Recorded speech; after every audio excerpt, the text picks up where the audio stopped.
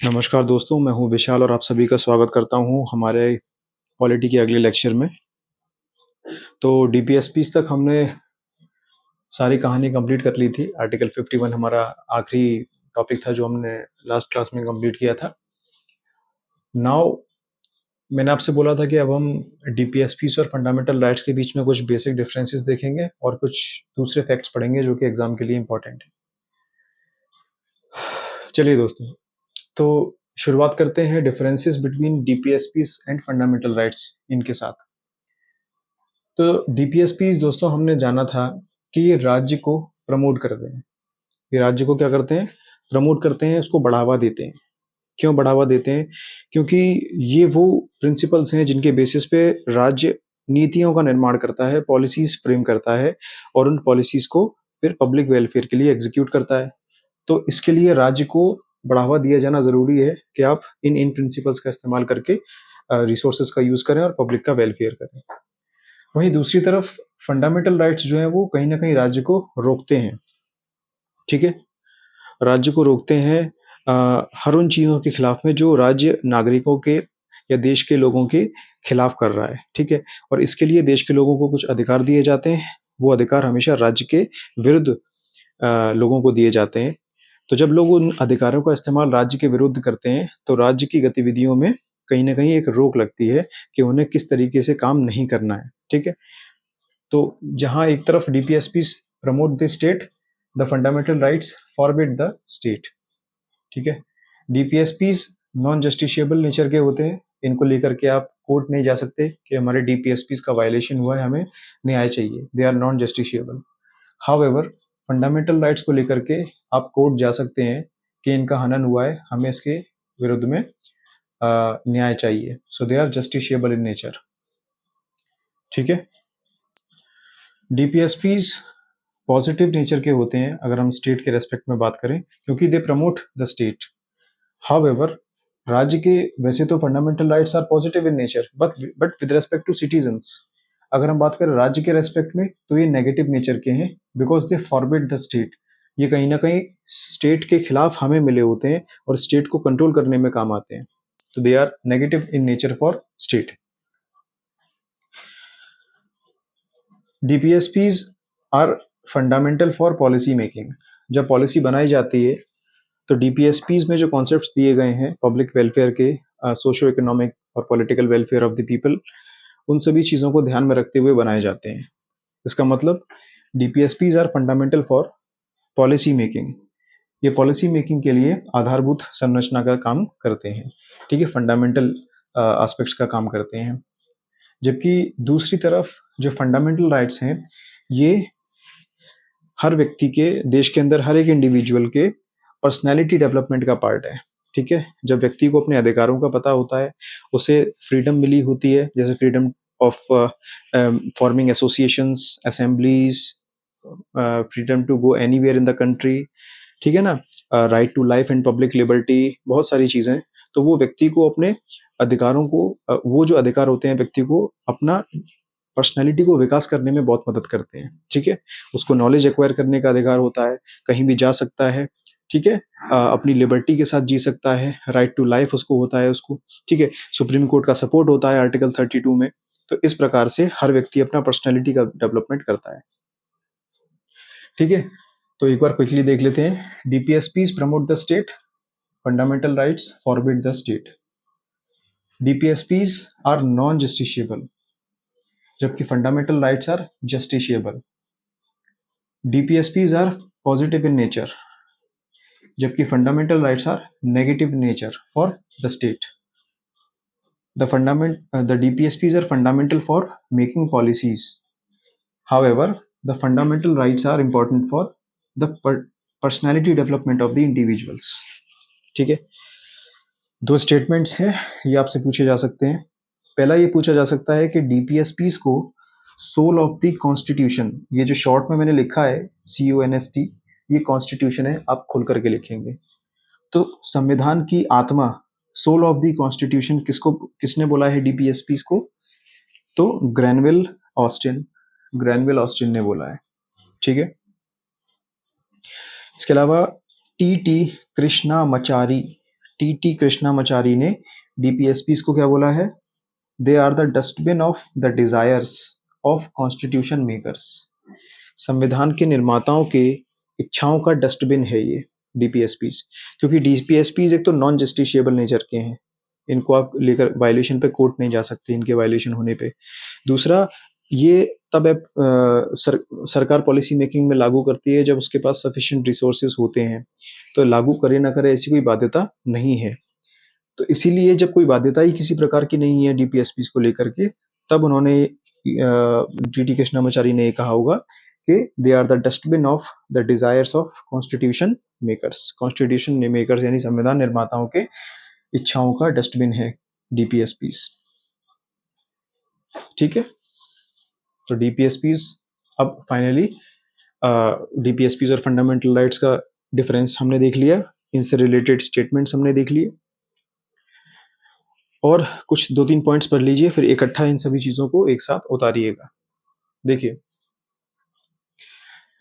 DPSPs को हम socialist principles, Samajwadi सिद्धांतों के कौन कौन से एलिमेंट्स हैं जो डीपीएसपीज में देखने को मिलते हैं?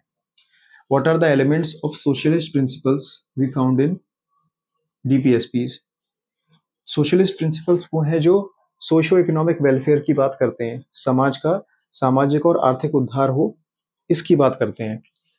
तो ये सभी आर्टिकल्स जो आपने पढ़े 38, 39, 39A, 41, 42, 43, 43A और 47, ये सभी आर्टिकल्स जो हैं डीपीएसपीज के, ये social welfare, socio economic welfare of the people of India की बात करते हैं।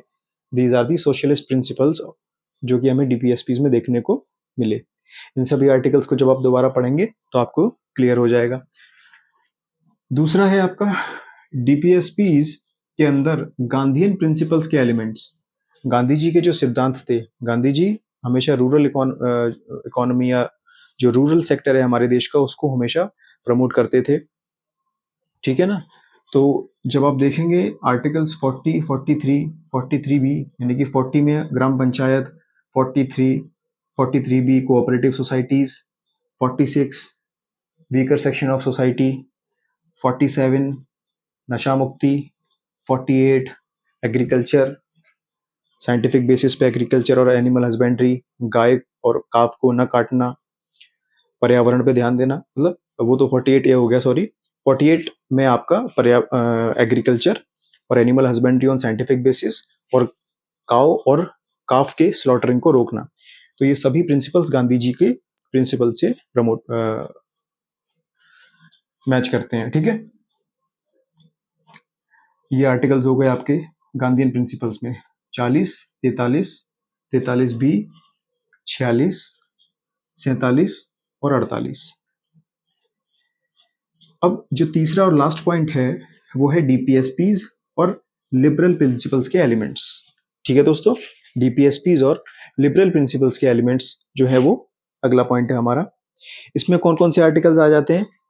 Article 44, 45, 48, 48A, 49, 50, 51। ठीक है, ये है आपके लिबरल प्रिंसिपल के आर्टिकल्स। ठीक है, लिबरल प्रिंसिपल्स बेसिकली किन चीजों को लेकर के बात करते हैं? सोशल रिफॉर्म, लीगल रिफॉर्म, ठीक है, और इंटरनेशनल पीस को प्रमोट करते हैं ये। ठीक है, जुडिशरी और एग्जीक्यूटिव के बीच में एक म्यूचुअलिज्म ना बने, जुडिशरी और एग्जीक्यूटिव एक दूसरे से इंडिपेंडेंट रहें, हमारे देश की हेरिटेज, हिस्टोरिकल मॉन्यूमेंट्स और प्लेसेस कंजर्व्ड रहें, प्रिजर्व्ड रहें। ठीक है, पर्यावरण सुरक्षित रहे। ठीक है, फ्लोरा फोना, जो हमारे देश की फ्लोरा है यानी कि पेड़ पौधे वनस्पति, फोना यानी कि जो वाइल्ड लाइफ है वो हमेशा प्रिजर्व्ड और प्रोटेक्टेड रहे। इस प्रकार के कॉन्सेप्ट्स की लिबरल प्रिंसिपल्स बात करते हैं। अब आप सभी पॉज करके चाहें तो नोट कर सकते हैं।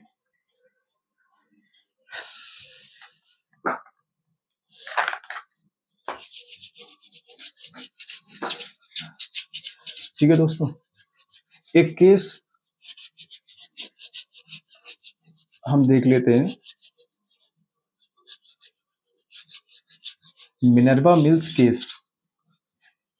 मिनर्वा मिल्स केस वो केस था जिसमें सुप्रीम कोर्ट ने ये कहा था कि फंडामेंटल राइट्स और डीपीएसपीज में कोई एक सुपीरियर नहीं है, ये दोनों ही एक सिक्के के दो पहलू हैं और ये दोनों ही एक दूसरे के पूरक हैं, एक दूसरे के कॉम्प्लीमेंट्री हैं, एक दूसरे को कंप्लीट करते हैं, पूर्ण बनाते हैं। ठीक है ना। हाउएवर हमने ये भी देखा है कि आर्टिकल 39 बी और सी फंडामेंटल राइट्स से भी ऊपर माने गए हैं, लेकिन एज अ होल डीपीएसपीस को फंडामेंटल राइट्स के ऊपर या फंडामेंटल राइट्स को डीपीएसपीस के ऊपर नहीं माना गया है। दोनों को एक दूसरे के पूरक माना गया है, एक ही सिक्के के दो पहलू माना गया है। तो हेडिंग डालिए, मिनर्वा मिल्स केस 1980। इस केस में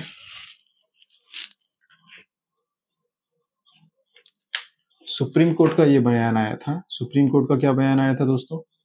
सुप्रीम कोर्ट का ये बयान आया था कि the fundamental rights and DPSPs are complementary to each other and they are the two sides of a coin। एक ही सिक्के के दो पहलू हैं। ठीक है।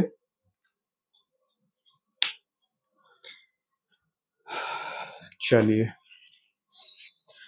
अब दोस्तों जो अगला हमारा टॉपिक होने वाला है वो होगा बड़ा ही फेमस टॉपिक, हमारी fundamental duties. Part 4A of the Constitution, that is fundamental duties, FDs, fundamental duties।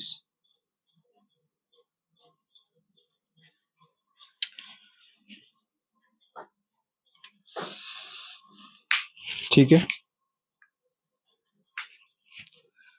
Fundamental duties किसकी रिकमेंडेशन पे लाई गई? सो दे वर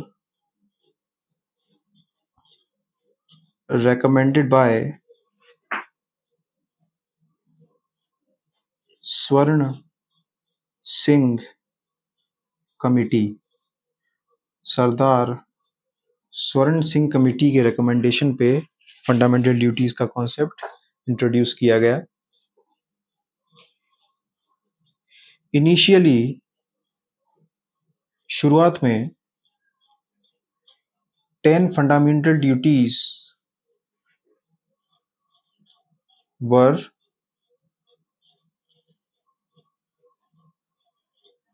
ब्रॉट, लाई गई वाया 42nd कॉन्स्टिट्यूशनल अमेंडमेंट 1976। यानी कि ये जो भाग 4A है इसमें 10 फंडामेंटल ड्यूटीज लाई गई और ये जो भाग 4A है ये 42वें संविधान संशोधन के माध्यम से लाया गया। ठीक है। जो 11वीं फंडामेंटल ड्यूटी थी, क्योंकि टोटल फंडामेंटल ड्यूटीज कितनी है? 11। 11th फंडामेंटल ड्यूटी जो थी वो 86th कॉन्स्टिट्यूशनल अमेंडमेंट 2002 के माध्यम से लाई गई। इतने फैक्ट आप फंडामेंटल ड्यूटीज के उतार लें। रिकमेंडेशन किसने दी? Sardar Swaran Singh committee. Initially 10 fundamental duties लाई गई 42वें संविधान संशोधन के माध्यम से, जब चौथा ए पार्ट ऐड किया गया था 4A। 11वीं फंडामेंटल ड्यूटी 86th अमेंडमेंट के तहत लाई गई। एक पॉइंट और नोट कीजिएगा, फंडामेंटल ड्यूटीज का जो कॉन्सेप्ट है वो हमने सोवियत संघ से लिया है, यूएसएसआर से लिया है। कॉन्सेप्ट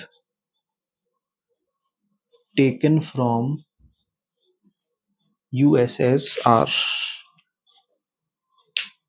ठीक है, नोट कर लें इन्हें।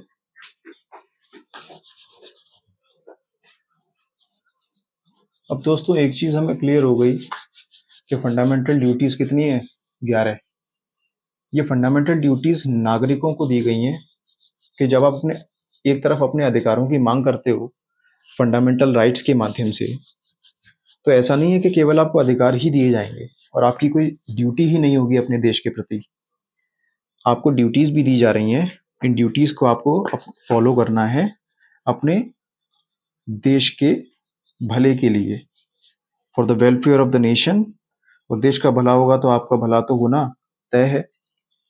कहने का मतलब ये है कि केवल आपको अधिकार ही नहीं मिलेंगे, आपको जिम्मेदारियां भी मिलेंगी इस देश में, क्योंकि देश आपका है तो जिम्मेदारियां भी आपकी होनी चाहिए।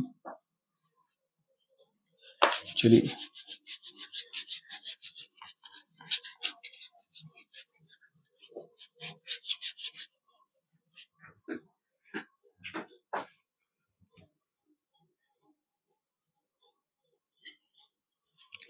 अब दोस्तों जो फंडामेंटल ड्यूटीज में हमारे फर्स्ट फंडामेंटल ड्यूटी है वो है एडहेयर टू द कॉन्स्टिट्यूशन।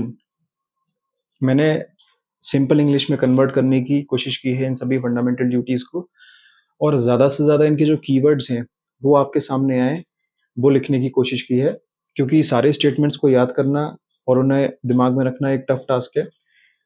और कीवर्ड्स अगर आपको याद होंगे तो आप इजीली मैच कर पाओगे कि किस फंडामेंटल ड्यूटी की बात हो रही है, ठीक है।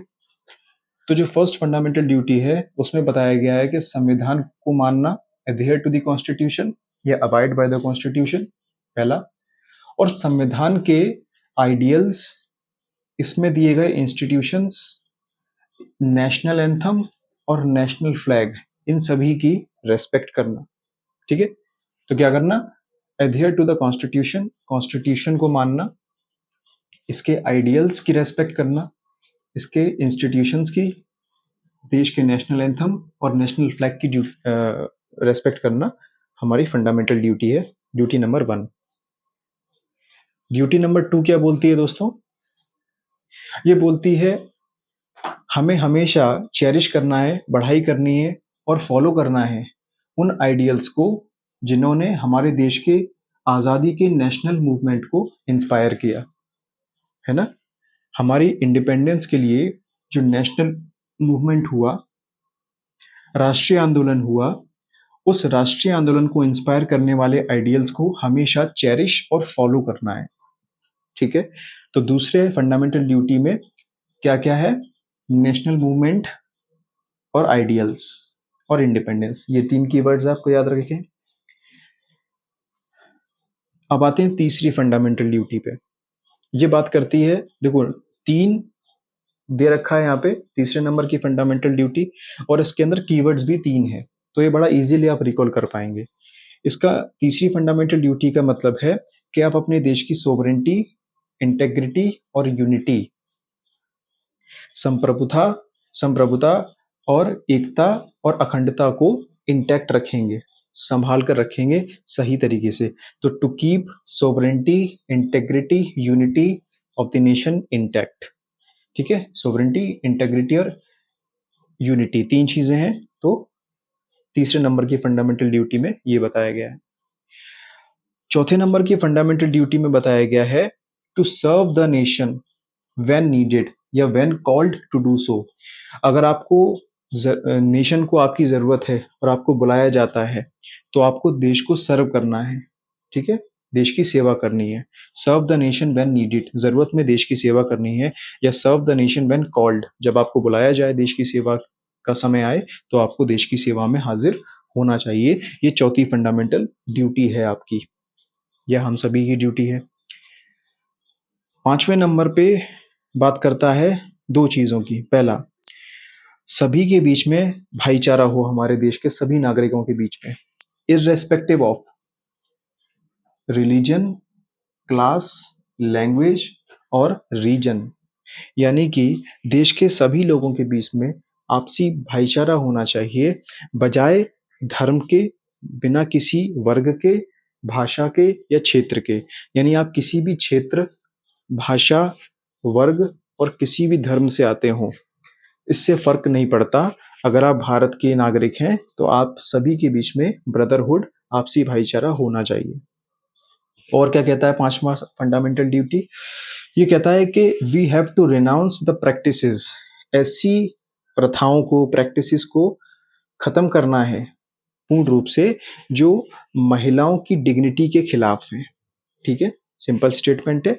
टू रिनाउंस, त्याग देना है ऐसी प्रैक्टिसेस को which are against women's dignity, महिलाओं की डिग्निटी के खिलाफ हैं, ऐसी प्रैक्टिसेस को पूर्ण रूप से रिनाउंस कर देना है, त्याग देना है। तो क्या क्या थे, फिर दोबारा से पांचों वर्ड पढ़ लेते हैं फंडामेंटल ड्यूटी। पहली फंडामेंटल ड्यूटी, कॉन्स्टिट्यूशन को मानना और इसके आइडियल्स, इंस्टीट्यूशंस, नेशनल एंथम और नेशनल फ्लैग को रेस्पेक्ट करना, पहला। दूसरा, आइडियल्स जो हमारे देश में, जिन्होंने देश की आज़ादी के लिए राष्ट्रीय आंदोलन को इंस्पायर किया, उनको चेरिश करना और फॉलो करना। तीसरा, देश की सोवरेंटी, इंटेग्रिटी और यूनिटी को इंटैक्ट रखना। चौथा, देश को जब भी ज़रूरत हो उसे सर्व करना, उसकी सेवा करना। पांचवा, आपसी भाईचारा बनाए रखना, बिना किसी चीज़ के ऊपर बिना किसी चीज़ के भेदभाव के, जैसे कि रिलीजन, क्लास, लैंग्वेज और रीजन, इनमें से किसी चीज़ के ऊपर डिपेंडेंट ना होते हुए आपसी भाईचारा बनाए रखना। साथ ही साथ उन सभी चीज़ों को नकारना जो महिलाओं की डिग्निटी के खिलाफ है। ये 5वां फंडामेंटल ड्यूटी, इसको पॉज करके नोट कर लीजिए।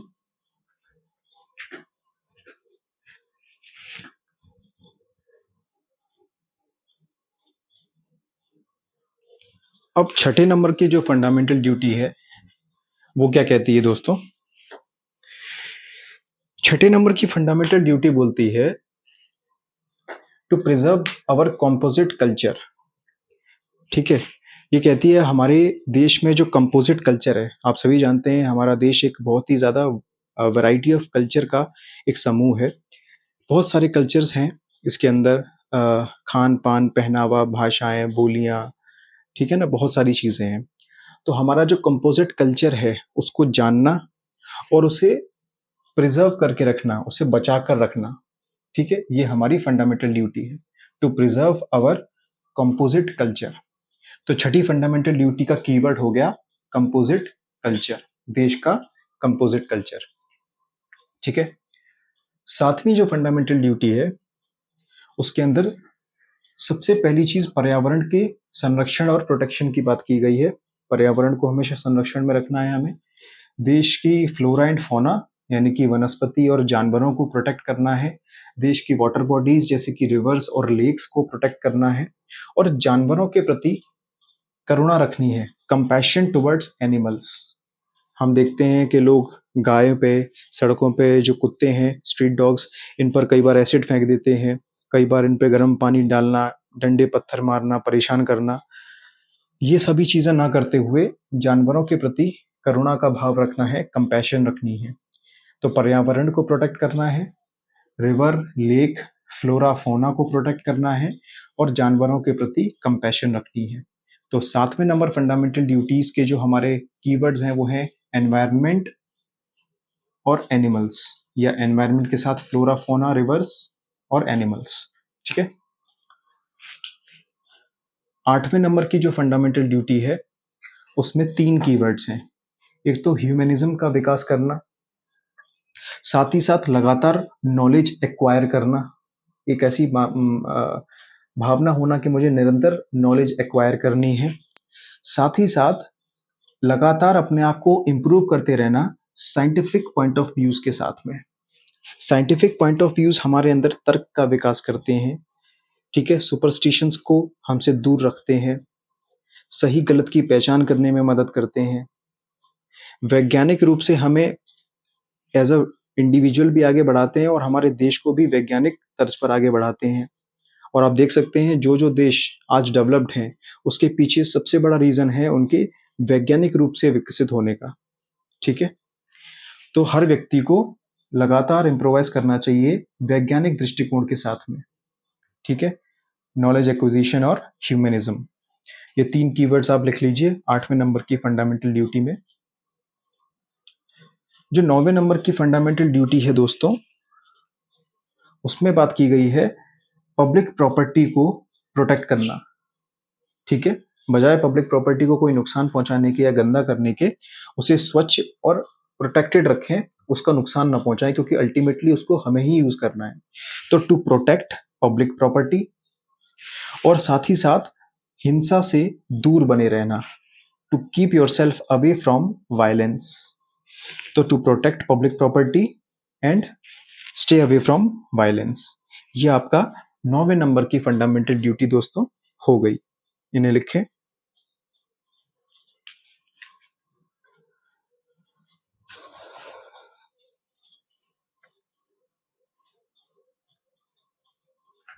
ठीक है,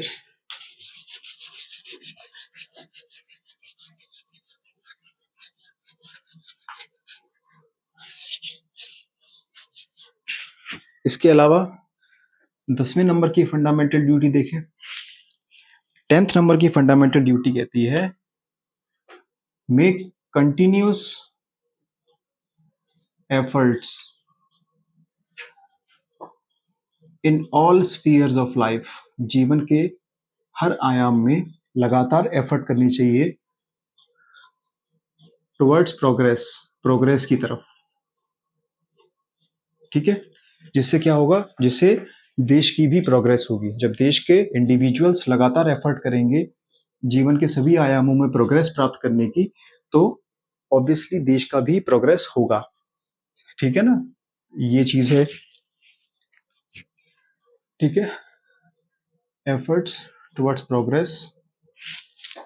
और क्या कहता है ये, और ये कहता है लगातार सक्सेस और अचीवमेंट के नई ऊंचाइयों को टच करना। ठीक है ना, टू